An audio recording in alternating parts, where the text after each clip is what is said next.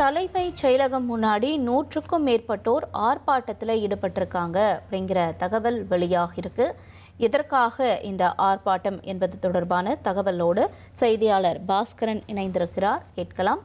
பாஸ்கரன், என்ன சொல்றாங்க இந்த ஆர்ப்பாட்டத்தில் ஈடுபட்டிருக்கவங்க, என்ன கோரிக்கை முன் வச்சிருக்காங்க?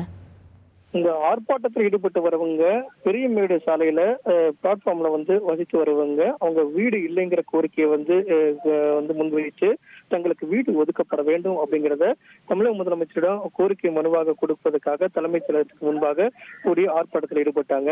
பல ஆண்டுகளாக பெரியமேடு பிளாட்பாரத்தில் நாங்கள் வசித்து வருவதாகவும் வீடு ஒதுக்காததால் கைக்குழந்தைகளுடன் பிளாட்பாரத்திலே நீண்ட காலமாக வசித்து வரோம்.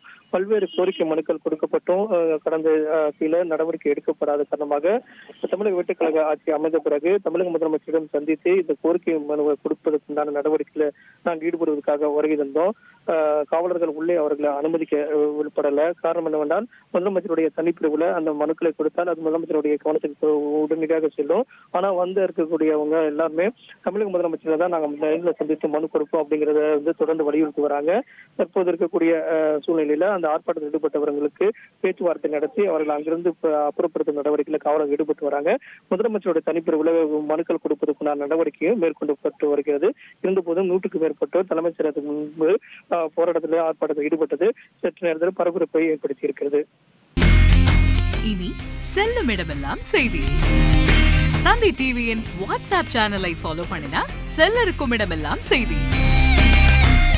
இதோ QR கோட் இப்பவே ஸ்கேன் பண்ணுங்க, ஃபாலோ பண்ணுங்க.